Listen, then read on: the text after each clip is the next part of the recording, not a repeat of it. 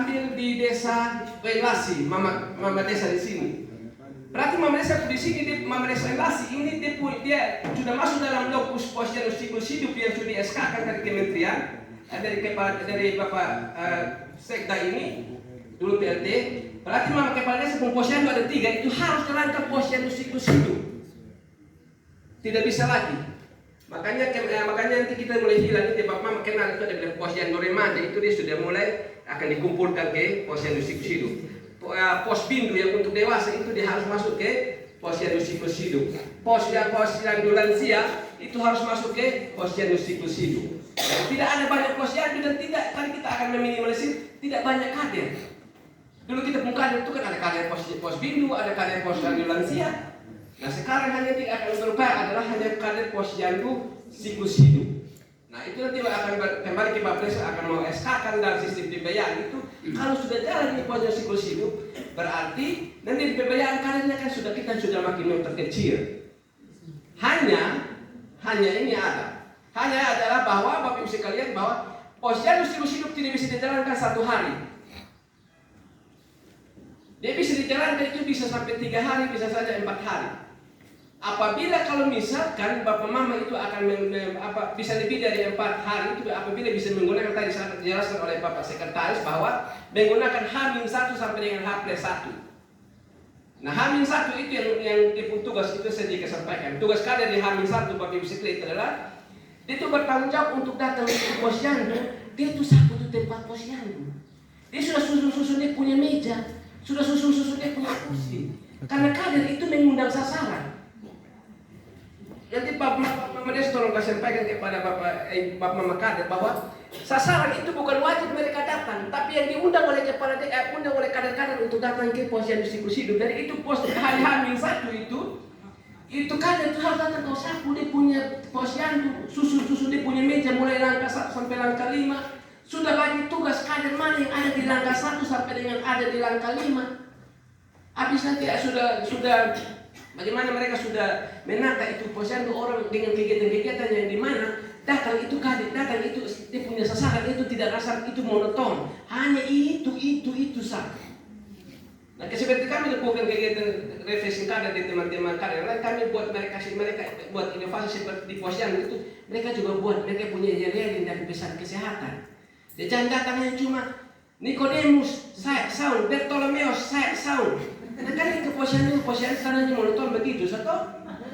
Karena nanti datang meja 1 panggil nomor antrian 2. Sedangkan yang ini meja kedua dia saya sound. Dan meja ketiga begini, Fauka berapa? 9, 10. Jadi dia hanya begitu Bapak Ibu sekalian. Nah, kita berharap bahwa nanti dengan posyandu siklus hidup yang didampingi oleh teman-teman Puskesmas dengan dukungan dari kita semua lintas sektor yang ada, nanti ini posyandu ini dikemas untuk sedikit menarik.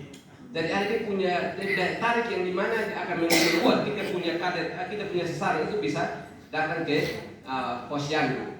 Yang berikut lagi Bapak Ibu, pertama tadi kita bilang partisipasi yang kami ingin dapatkan dari Bapak Ibu sekalian. Yang kedua terkait dengan dia punya pembiayaan. Makanya kami juga undang teman-teman pendamping desa. Kami tanya teman-teman Praus begini, kami sudah koordinasi dengan Bapak Desa, kami sudah coba untuk advokasi dengan Bapak Desa ini Pak Harius.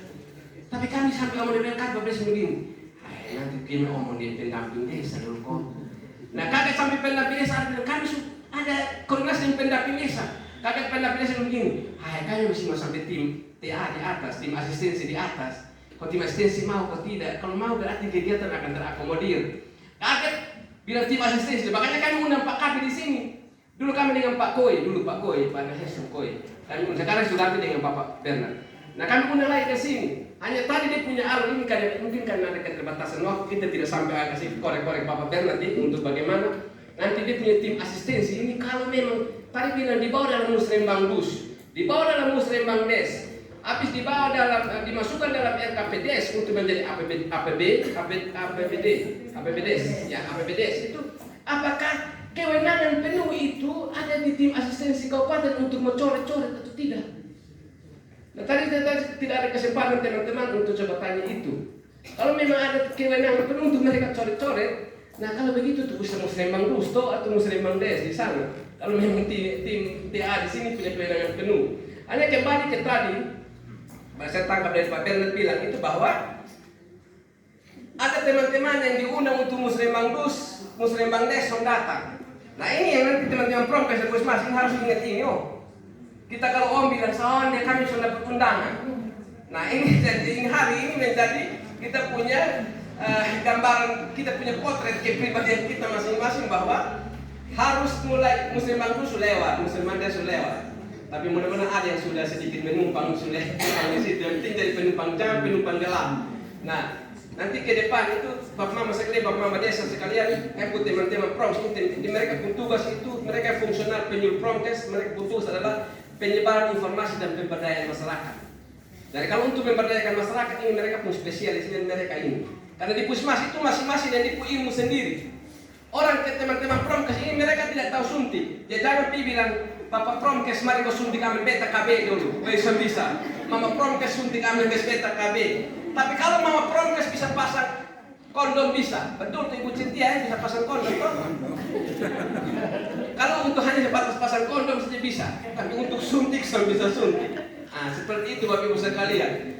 Jadi Bapak Mama sekalian, kami berharap bahwa dengan adanya sistem perencanaan yang baik dari Bapak Ibu sekalian, dengan adanya Bapak Ibu bisa mengakomodir terkait dengan mendukung kami dalam bidang kesehatan untuk dia punya sistem pencernaan, itu bisa membantu untuk sistem pelayanan itu bisa berjalan bagus di tingkat posyandu sampai ke tingkat pustu. Nah Bapak Ibu sekalian, kader ini tadi ada tanya dari Bapak Kolbana tadi saya sampaikan, kader ini dia punya tugas kadang-kadang tidak melaporkan. Kader ini pun tugas terlalu banyak sekali. Teman-teman Puskesmas dan Ping dia pun tugas terlalu banyak sekali. Hanya mereka yang disibukkan dengan mereka punya urusan rumah tangga juga, urusan keluarga juga. Akhirnya mereka mengabaikan mereka punya tugas. Hanya mereka fokus pada hari H posyandu.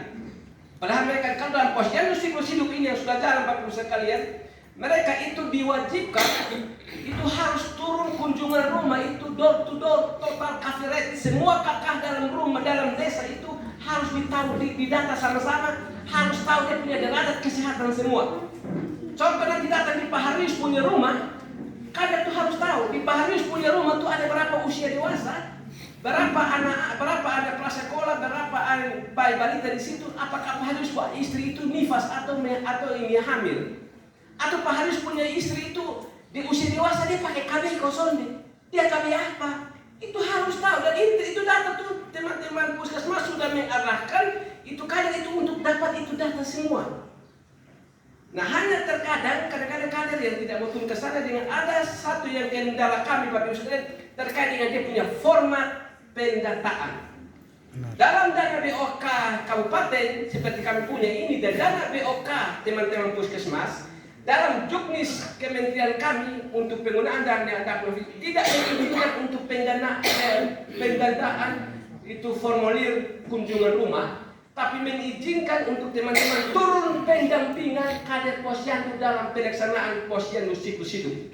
Oleh karena itu dalam kesempatan siang hari ini, mari kalau bisa kita sharing budget, kalau bisa kita sharing anggaran. Teman-teman Puskesmas dapat turun dampingi teman-teman kader dengan dana dari BOK Puskesmas. Yang untuk format kunjungan rumah, door to door, semua rumah, total coverage yang semua rumah dikunjungi, Bapak Desa bisa bantu kami kosong. Itu data tuh dia punya multifungsi. Itu data tuh fungsinya bisa digunakan oleh teman-teman Bapak Desa dengan teman-teman pendamping untuk sistem perencanaan. Dan dia juga akan berfungsi untuk kami. Untuk kami juga bisa membuat, kami bisa ada pemetaan. Kira-kira refaktor risiko penyakit yang berbasis lingkungan paling banyak di desa ini itu ada di dusun mana, ada di RT mana. Faktor risiko yang masyarakat yang risiko penyakit tidak menular, contoh seperti hipertensi. Hipertensi itu di Kolbano, itu di RT desa mana, di dusun mana. Itu bisa itu menjadi bahan untuk teman-teman turun ke edukasi di situ. Makanya muncul di Alkitab ikut yang dibilang Alkitab, anak minta ikan, jangan kasih dia ular. Anak minta roti, jangan kasih dia batu. Makanya muncul itu yang kunjungan rumah. Sehingga nanti kalau misalkan di Pak Harius ini, Pak Harius hipertensi, kader turun untuk omong soal Pak Harius hipertensi. Jangan makan garam terlalu banyak, jangan makan daging terlalu banyak. Kurangi namanya pikir orang bermasalah, pikir Pak bermasalah saja. Nah, kalau misalkan temukan saya ini hipertensi. Kalau misalkan turun ke rumahnya Pak Diki, puskesmas Nulen, temukan Pak Diki ini diabetes, gula darah, kelebihan manis. Pak Diki, kurangi manis-manis, tapi bisa lihat yang manis-manis. Nah, begitu toh. Kalau lihat manis-manis kan tidak masalah, tidak berdampak. Jadi nanti mereka mengedukasi itu terkait dengan masalah-masalah yang mereka kunjungan rumah dengan format yang Bapak Ibu siapkan itu untuk mereka bisa melakukan pemetaan faktor risiko. Nah kalau Bapak Mama tidak bantu kami untuk pengadaan format itu, nanti kita tidak buat pemetaan faktor risiko. Kita hanya hambur-hambur saja. Kita hanya omong-omong saja tanpa kita tahu itu faktor risiko itu ada di mana. Nah oleh karena itu bantu kami untuk itu. Karena kami tidak diizinkan dalam juknis penggunaan dari BOK teknofisik teman-teman di pusat untuk penggandaan format untuk turun ke sana. Dia punya format tadi dibilang oleh Ibu itu formatnya banyak Bapak Ibu sekalian. Formatnya beda-beda. Ibu hamil pun format bisa, bayi balita pun format bisa, remaja pun format bisa, dewasa bisa, lansia juga bisa. Dengan dia punya item-item pertanyaan untuk diisi seperti itu. Nah habis ada kunjungan rumah keseluruhan Bapak Ibu sekalian, ada kunjungan rumah kader lagi, yaitu kunjungan rumah lanjutan atau kunjungan rumah khusus yang dimana turun ke faktor risiko yang sudah dapat itu. Contoh misalkan, minta maaf Kakak Nona di sini, Kakak Nona pendamping ini kita dibilang masuk dalam siklus hidup dewasa, yang dimana kita bilang Kakak Nona berada pakai alat kontrasepsi KB. Kita kasih contoh seperti itu. Nah di saat datang ke posyandu siklus hidup, ada dia punya pencatatan di buku register bahwa Kakak Nona ada kontrasepsi itu pakai KB suntik 3 bulanan. Dan teman-teman kan itu ada punya jadwal suntik kok. Misalkan kalau suntik di bulan Desember sekarang ini, berarti jadwalnya Kakak Nona harus suntik di bulan Februari.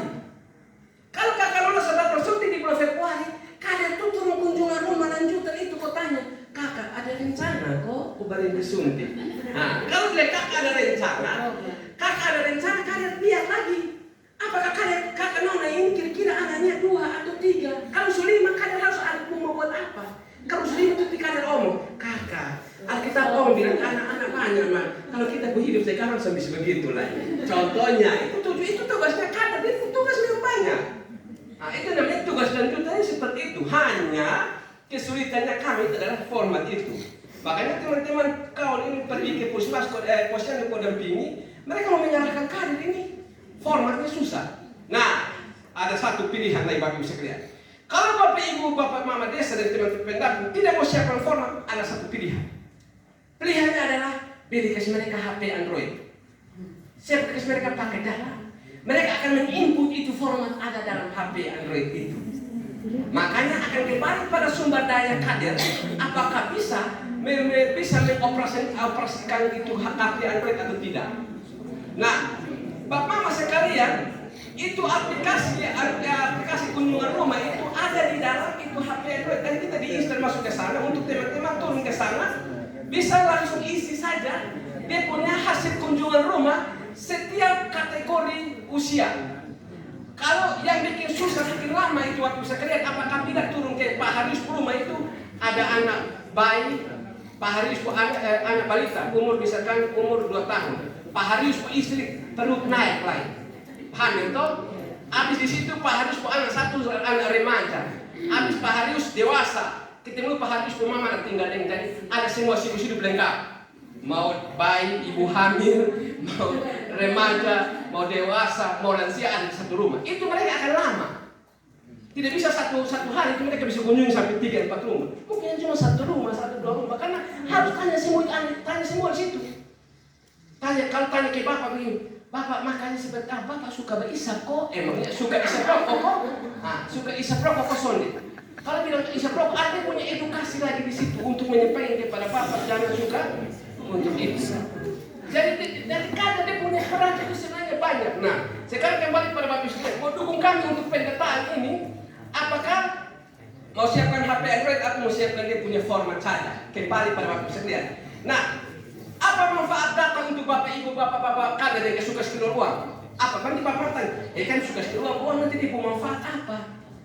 Kita keseluruhan gue pilih HP Android atau fotokopi ya begini banyak ini manfaatnya apa? Manfaatnya adalah kepada Bapak Desi itu dia sudah tahu dia punya kreatif. Data itu menggambarkan kita punya wajah dalam satu desa. Bapak punya baik balita jumlah berapa, dia punya status gizi kurang, status gizi baik dan status gizi stunting, Bapak Desa dan teman-teman penamping itu sudah tahu. Bapak Desa sudah tahu remaja putri yang anemia, yang remaja putri yang tidak minum tablet tambah darah, Bapak Desa sudah tahu. Nanti sudah ada pemetaan di mana. Remaja putri di dusun itu ada berapanya? Misalkan ada 10. Dari 10 remaja putri, siapa yang terlalu keras kepala kok sudah minum tablet tambah darah? Bapak Desa sudah tahu. Nanti Bapak Desa misalkan turun ke pesta di sana, kasih arahan. Bisa kasih tahu itu remaja putri sudah minum tablet tambah darah. Nah, bisa sampaikan. Karena kita sudah tahu, bahkan kita bisa tahu dia punya by name. Ya sekarang sudah bahas aplikasi Bapak Ibu yang semua sudah istilah sudah Bapak Desa tidak bisa ini lagi. Jadi dia punya pemetaan faktor risiko. Sehingga nanti misalkan di desa Bapak Ibu sekalian, sekarang kebanyakan orang meninggal karena penyakit tidak menular. Yang kaget duduk sentuh TV kaget di Sumatera. Atau misalkan jantung, kaget saja orang pukul seng, sebab dia kaget dia jantung berhenti. Itu penyakit tidak menular yang sudah mulai merajalela. Nah, supaya kita mencegah itu jangan terjadi, nah bantu kader dong sudah. Kasih kader dong bisa untuk turun ke kunjungan rumah, pemetaan Pak Mamlo status kesehatan di masyarakat untuk bisa ini bisa tahu Pak Mamlo gambaran terkait dengan kesehatan. Yang kedua Pak Mamlo sekalian, kader turun tuh kader tidak turun kosong-kosong dengan format saja. Ini kami pernah turun di Mama Desa di Melas, di sana kami dampingi dia punya kader, kami turun. Ternyata kalau kader harus dibekali dengan dia punya kit posyandu yang turun pakai tensi digital itu masyarakat datang senang sekali untuk terima kita karena mereka mau tahu mereka punya tekanan darah. Oleh karena itu Bapak Ibu sekalian, kami kesulitan untuk pengadaan itu yang namanya tensi digital. Tensi digital itu penggunaannya itu tidak susah. Saya, Bapak kader, Bapak Ibu pendamping, teman-teman kader bisa pakai. Bapak Desa juga bisa pakai juga. Karena kita taruh di kita pun tangan, tinggal kita tekan dia saja kita sudah bisa tahu kita punya darah itu tekanan darahnya berapa, sistolik berapa, distolik berapa, kita sudah bisa tahu. Nah itu nanti kita bisa lihat. Nah itu kalau Bapak Desa bisa bantu kita untuk pengadaan itu saja, mereka sudah bisa keliling untuk bisa tahu. Itu terkait dengan pemetaan. Mereka turun juga bawa itu lingkar perut, yang pita lingkar perut itu. Kalau ibu-ibu perut yang sudah lebih dari standar 80, itu berarti ibu waspada. Nah, kalau bapak-bapak itu 90 Ibu Rosa. Bapak-bapak 90. Kalau kayak Pak Haris punya ini masih standar. Nah, tapi cuma menjurus, berarti waspada.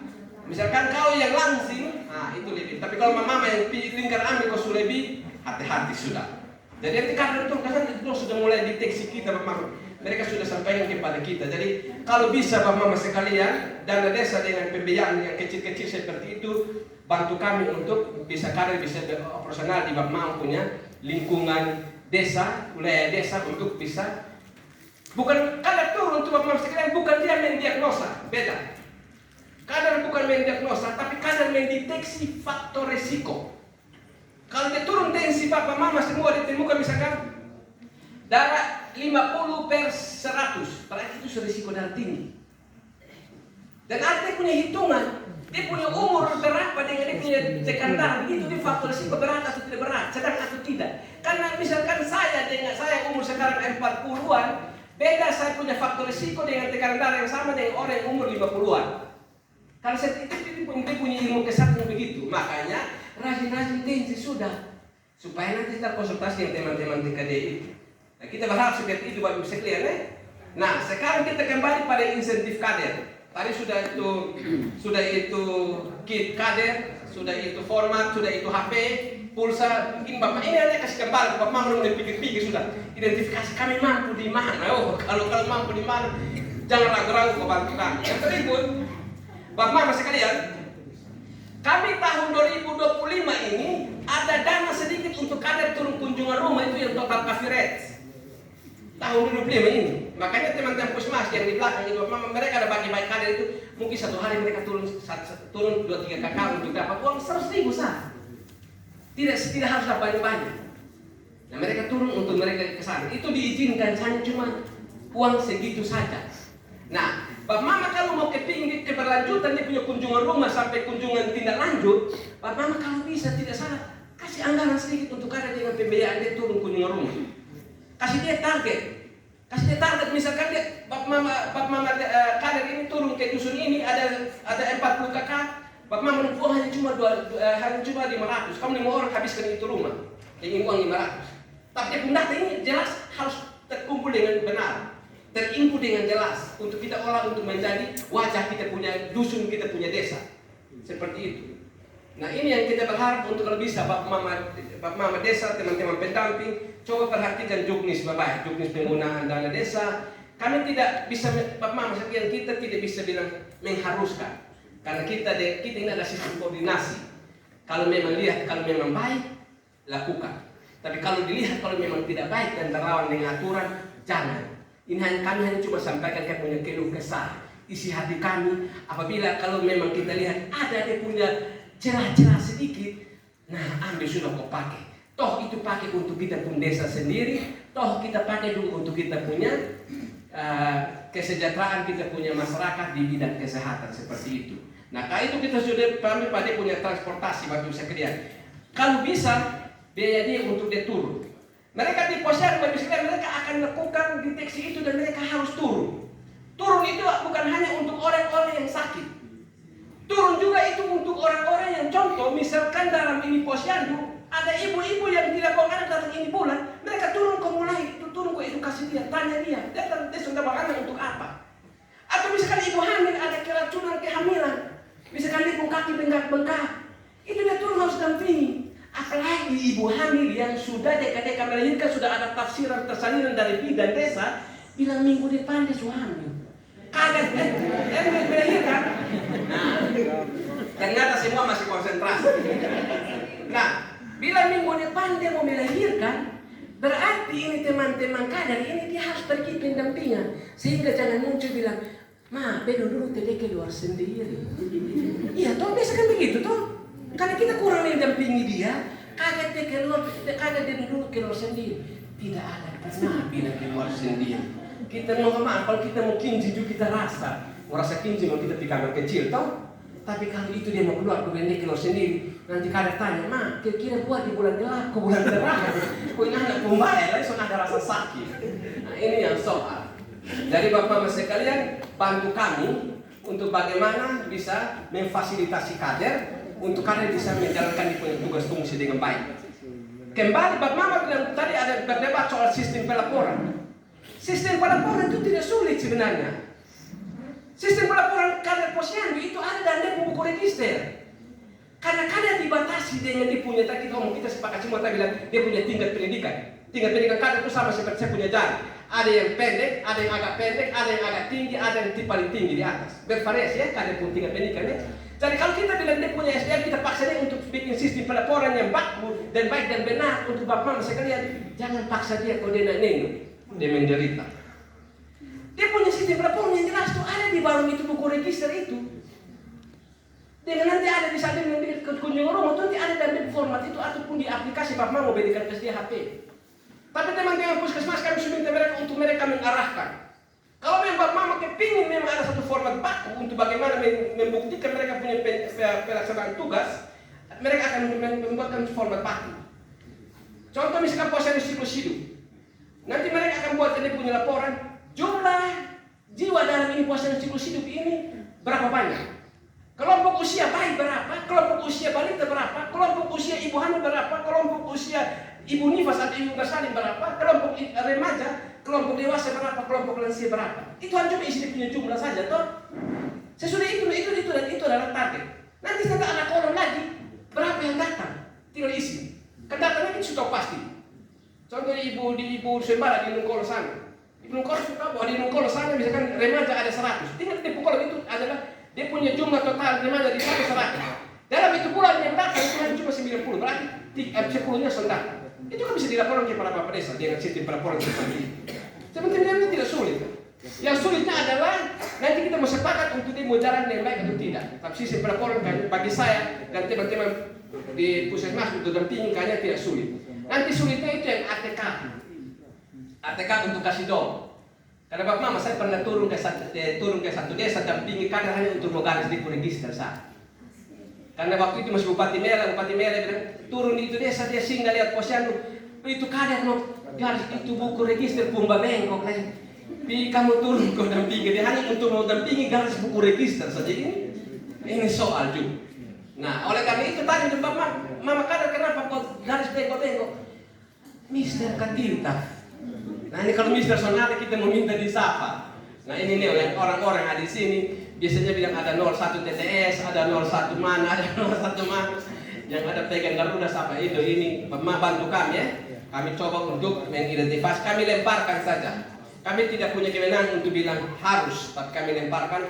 Tolong bantu kami untuk bisa melancarkan kami punya posyandu siklus hidup ini. Bapak Mama, teman-teman puskesmas ini adalah mengukur mereka punya kinerja. Mereka tidak bisa lari dari itu, karena sudah masuk dalam target, sudah masuk dalam roadmap yang sudah di-SK-kan oleh PRT Bupati kemarin. Waktu itu Bapak Sekda. Nah itu sudah masuk dalam aplikasi di kementerian sana. Nanti tahun 2006 ini kami ada di punya target desa lagi. Jadi target desa lagi itu kami akan ada lagi untuk nanti mereka kerja lagi pindah ke desa sana. Tetapi desa yang sudah ada ini tetap di desa harus dia bekerja terus dengan posyandu siklus hidup. Kita akan coba untuk menggantikan yang namanya posyandu bayi balita itu tidak akan ada lagi. Seperti itu. Jadi tolong bantu kami untuk bisa menyampaikan itu. Untuk bagaimana kita punya posyandu siklus hidup itu bisa berjalan.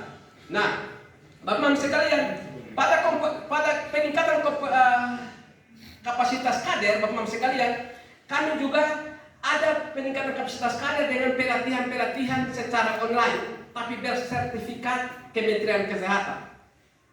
Itu mereka akan mendapatkan materi-materi bukan seperti kemarin yang Bapak-Bapak teman-teman kasih itu dengan dana desa itu hanya cuma satu hari saja. Tidak. Sekarang mereka itu harus dilatih, itu harus punya sertifikat kementerian dan dilegalkan itu bahwa mereka kompetensinya memang sudah cukup. Itu harus 3 hari.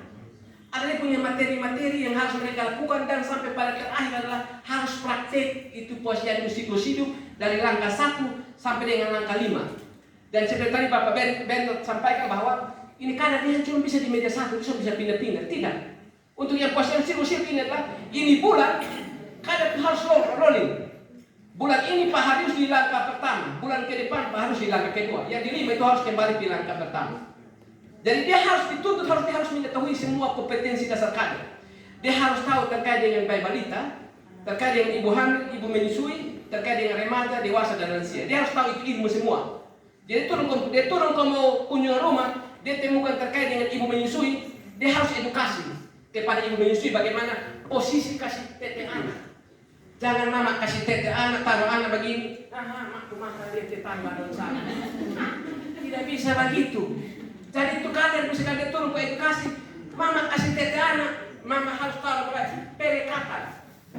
Pelekatan di kumpaian kemana, habis mampu tetapan yang anak kemana. Itu kader harus jelas.